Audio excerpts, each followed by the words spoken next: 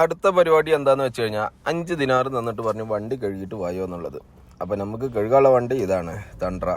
ഇത് നമ്മളെ കഫീലിൻ്റെ ഏട്ടൻ്റെ വണ്ടിയാണ്. ഇതാണ് കഴുകാൻ പോകേണ്ടത്. അത് കൊണ്ടുപോയി കഴുകാനിട്ടപ്പോൾ പറഞ്ഞ് നമ്മളെ സർവീസ് സെൻറ്ററിൽ അത് കഴുകൽ നടക്കില്ല എന്നുള്ളത്. ഇത് നീളം കൂടിയ വണ്ടി ആയതുകൊണ്ട് ആ സർവീസ് സെൻറ്ററിൽ കഴുകൽ നടക്കില്ല. അപ്പോൾ നമ്മളെന്താക്കി, നേരെ അവിടുന്ന് തിരിച്ച് കഫ്തേരിയിലേക്ക് വിട്ട് രാവിലെ കഴിക്കാനുള്ള എന്തെങ്കിലുമൊക്കെ മേടിക്കാമല്ലോ എന്നുള്ളത് കരുതി. അങ്ങനെ പൊറാട്ടി മേടിച്ചിട്ട് നമ്മൾ ദിവാനിയിലെത്തിയപ്പോൾ നമ്മളെ ബക്കർജി ചായ ഉണ്ടാക്കിക്കൊണ്ടിരിക്കുന്നുണ്ട്. സംഭവം സാറ് ചായ നിങ്ങളൊന്ന് ജസ്റ്റ് കണ്ടു നോക്കി.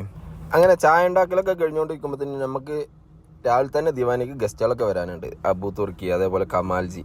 ഈ കമാൽജി വന്നു കഴിഞ്ഞാൽ പിന്നെ തള്ളോട് തള്ളിരിക്കുക. നമ്മൾ കമാൽജിയും അതേപോലെ ബക്കർ അതിനനുസരിച്ച് ഇങ്ങനെ ഇരുന്ന് കൊടുക്കും. മൂപ്പരെ തള്ളും കെട്ടിട്ട് നമ്മൾ ഇരുന്ന് കൊടുക്കും. അതേപോലെ സാധാരണ പൈസ എടുക്കണമായിരുന്നു നമുക്ക്. ഇന്നിപ്പോൾ പൈസ കൊണ്ടേ ഇടല. അതൊക്കെ കഴിഞ്ഞതിന് ശേഷം മാഡം വിളിച്ചിട്ട് പറഞ്ഞു ഇന്നലെ മേടിച്ച ബുക്കിന് വരല്ല എന്നുള്ളത്. എന്നിട്ട് വരയുള്ള ബുക്ക് മേടിച്ചിട്ട് വരണം. അതിനും വേണ്ടിയിട്ട് നമ്മൾ സിറ്റി സ്റ്റാർ പോയി വരയുള്ള ബുക്ക് മേടിച്ചു.